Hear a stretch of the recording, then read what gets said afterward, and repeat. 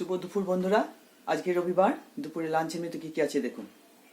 আজকে সিম্পল রান্না, বেশি কিছু রান্না করিনি। আজকে মানি প্ল্যান্ট গাছটাকে দেখাই। গরম ভাত,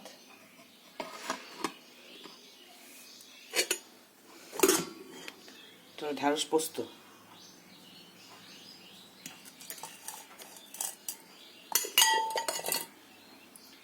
থোর ছেচকি,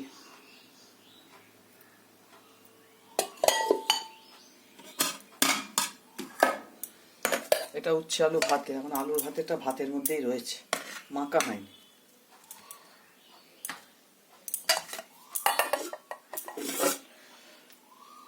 এটা চুনো মাছ, এটা হলো বাটা মাছ, ভেলে মাছ, সব দিয়ে আলু দিয়ে এটা একটু মাখো মাখো করে তরকারি করেছি, যাতে ডাল ছাড়াই খাওয়া যায়।